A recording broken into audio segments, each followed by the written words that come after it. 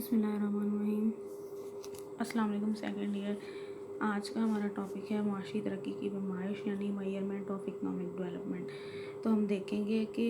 جو ہے وہ ماہرین معاشیات کیا بتاتے ہیں کہ معاشی ترقی کی پیمائش کے کون سے پیمانے ہیں۔ تو بیٹا اس میں ہمیں بتایا گیا ہے کہ جو مختلف ماہرین معاشیات ہیں وہ معاشی ترقی کی پیمائش کے لیے مختلف پیمانے وضع کرتے ہیں۔ مثلاً پروفیسر لیوس معاشی ترقی کی پیمائش فی گھنٹہ پیداوار سے کرتا ہے،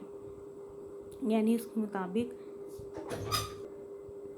کہ پروفیسر لیوس کا یہ کہنا ہے کہ اگر کسی ملک میں معاشی ترقی کی بدولت مزدوروں کی اوسط فی گھنٹہ پیداوار بڑھ رہی ہو تو اس کا مطلب ہے کہ وہ ملک معاشی ترقی کر رہا ہے، ٹھیک ہے نا۔ یعنی اوسطاً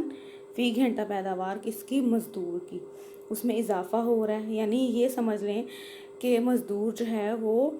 پہلے سے زیادہ اشیاء تیار کر رہا ہے، اس کی استعداد کار میں اضافہ ہو گیا، تو ہم سمجھ سکتے ہیں کہ اس ملک میں معاشی ترقی ہو رہی ہے، کیونکہ اب اوسط فی گھنٹہ جو پیداوار ہے مزدور کی وہ بڑھ رہی ہے۔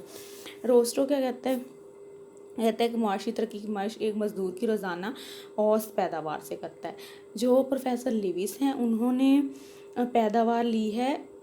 گھنٹے کی اوسط کے حساب سے کہ ایک گھنٹے میں اوسطاً مزدور کی اگر پیداوار بڑھ رہی ہے۔ جو پروفیسر روسٹو ہیں یہ جو پیمائش کر رہے ہیں معاشی ترقی کی، یہ گھنٹے کے حساب سے نہیں کر رہے، یہ ایک دن کی اوسط پیداوار کے حساب سے کریں کہ ایک مزدور کی روزانہ اوسط پیداوار کتنی ہے۔ اگر مزدور کی روزانہ اوسط پیداوار میں اضافہ ہو رہا ہے تو اس کا مطلب یہ ہے کہ معاشی ترقی ہو رہی ہے۔ تو دونوں ہی پیمانے ٹھیک ہے۔ اچھا، آپ کہتے ہیں کہ پیداوار میں اضافہ اس صورت میں ہوگا جب ذرائع کا بہتر استعمال کیا جائے گا، تقسیم کار کے اصول کو اپنایا جائے گا، جدید ٹیکنالوجی کا استعمال ہوگا تاکہ جو مزدوروں کی استعداد کار ہے وہ بڑھ سکے۔ اور جس ملک میں یہ سارا کچھ ہو رہا ہوگا، ٹھیک ہے، تو وہاں پتہ چل جائے گا کہ جی بالکل اس ملک میں معاشی ترقی ہو رہی ہے۔ کولن کلارک کیا کہتے ہیں کہ جوں کوئی ملک ترقی کرتا ہے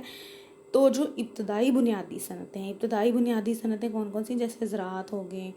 یا جنگلات یا ماہی گیری، ٹھیک ہے، ماہی گیری جو مچھلیاں پالتے ہیں، مچھلی فارم بنائے ہوتے ہیں، ٹھیک ہے، ان شعبوں میں یا ان صنعتوں میں جو لوگ ہوتے ہیں ان کا تناسب کم ہو جاتا ہے، جبکہ دوسری طرف جو ثانوی صنعتیں ہوتی ہیں، ثانوی کون سی ہوتی ہیں؟ جیسے مصنوعات کی صنعت ہوگی، ٹھیک ہے، جس کو ہم انڈسٹری بھی کہہ لیتے ہیں، تعمیرات کی ہو گئی صنعت، مواصلات اور تجارت، ان شعبوں میں جو آبادی ہے یہ جو لوگ ہیں ان کا تناسب بڑھ جاتا ہے، یعنی لوگ ابتدائی صنعتوں کو چھوڑ کے ثانوی صنعتوں کی طرف متوجہ ہو جاتے ہیں، ان میں کام زیادہ کرنا شروع کر دیتے ہیں۔ اچھا، اب کہتے ہیں کہ مختلف معیشت دانوں کی ہم نے جو ہے وہ ذاتی رائے تو دیکھ لی، اب ہم اس بات کا جائزہ لیتے ہیں کہ عام طور پر جو ماہرین ہیں ان کے نزدیک معاشی ترقی کا کون سا پیمانہ قابل قبول ہے۔ کہ اوپر تو ٹھیک ہے مختلف ماہرین نے مختلف پیمانے بتائیں، لیکن عام طور پر کون سے پیمانے ہیں جن سے معاشی ترقی کی پیمائش کر سکتے ہیں۔ تو یہ شارٹ کوسچن میں بھی پوچھا جا سکتا ہے کہ معاشی ترقی کی پیمائش کے کون سے پیمانے ہیں، جو عام پیمانے ہیں 3 وہ کون سے ہیں۔ تو نمبر 1 ہے حقیقی قومی آمدنی کا طریقہ، نمبر 2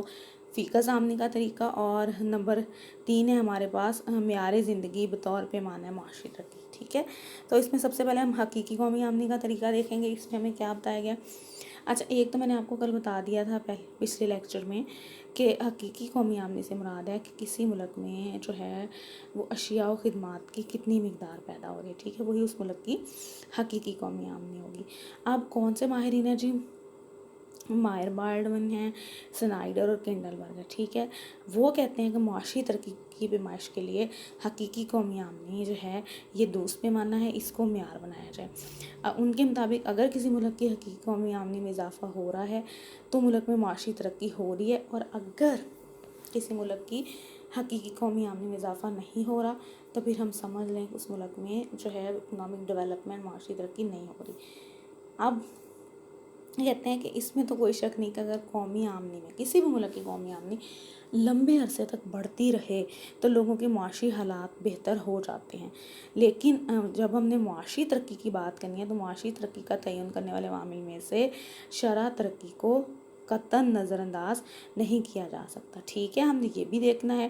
کہ آیا کہ کسی ملک کی قومی آمدنی میں طویل عرصے تک اضافہ ہوا یا نہیں، اس کی حقیقی قومی آمدنی لمبے عرصے تک بڑھتی رہی کہ نہیں، ٹھیک ہے، یہ بات بھی صحیح ہے، لیکن ساتھ ساتھ ہم نے یہ بھی دیکھنا ہے کہ اس کی جو ترقی کی شرح ہے، اس کا جو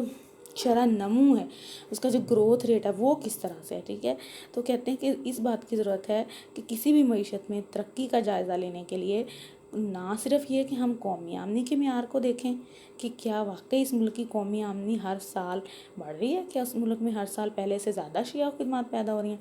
ना सिर्फ इस बात को हमने देखना है बल्कि उसमें इजाफा की शरह को भी पेश नज़र रखना है, यानी ये भी देखना है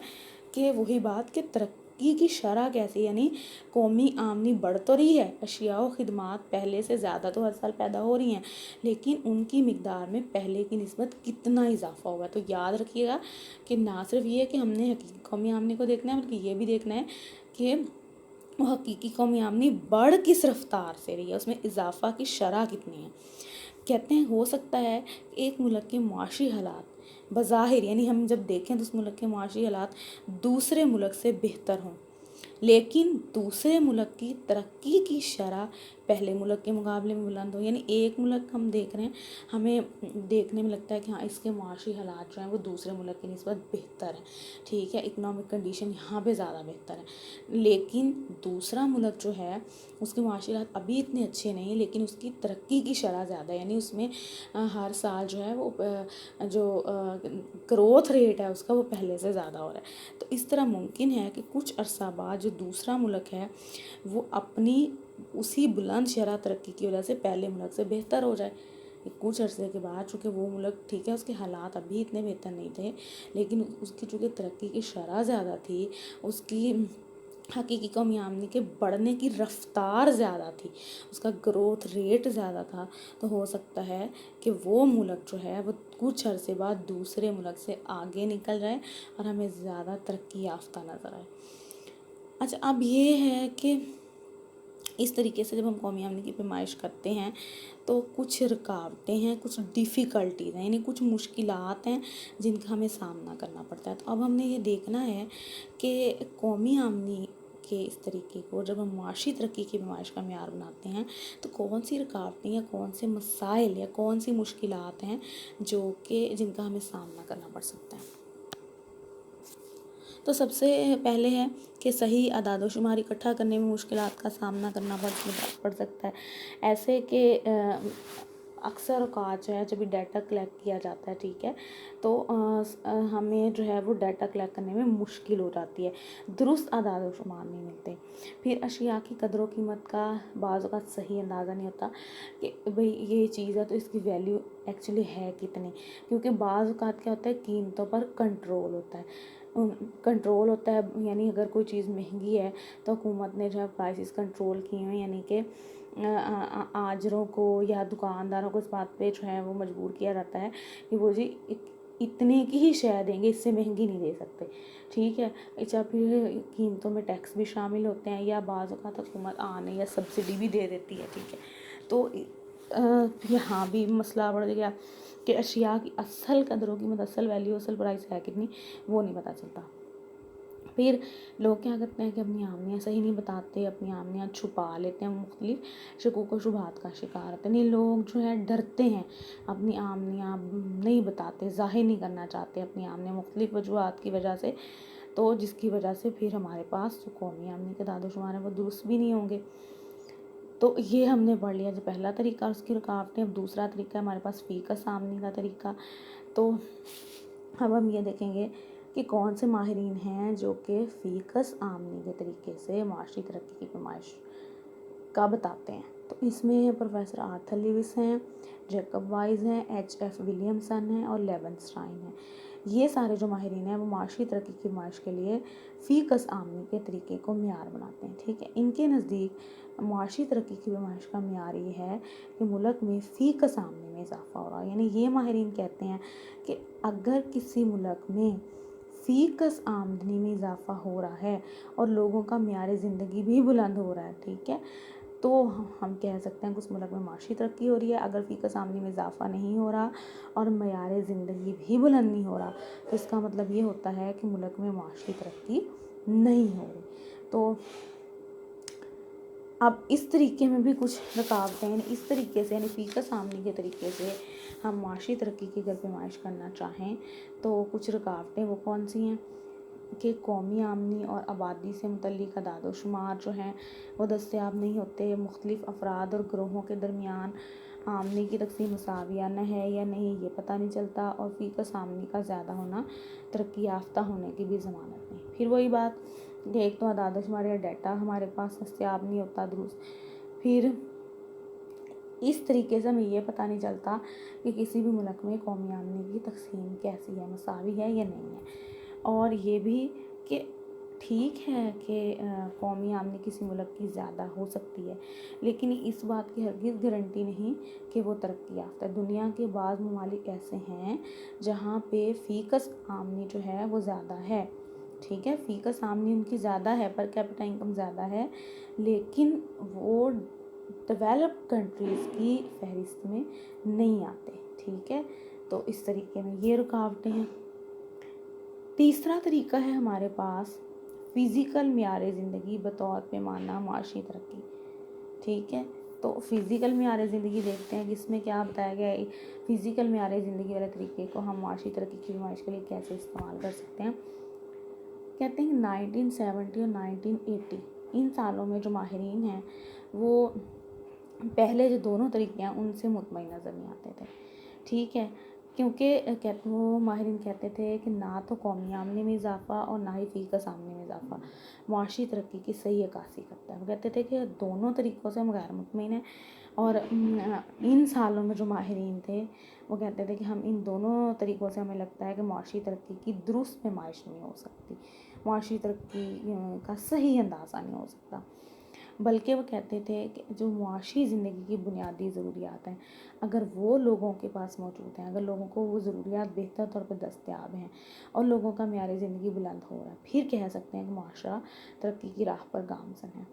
اچھا، اب نارمن ہکس اور پال سٹریٹن کے نزدیک معاشی ترقی کا پیمانہ بنیادی حاجات کی تسکین اور غربت میں کمی ہونا چاہیے۔ انہوں نے کہا کہ اگر آپ کسی ملک میں معاشی ترقی کی پیمائش کرنا چاہتے ہیں تو اس کے لیے حقیقی قومی آمدنی فی کس آمدنی کے طریقے کو ہم درست پیمانہ نہیں سمجھتے۔ ہمارے نزدیک یہ ہے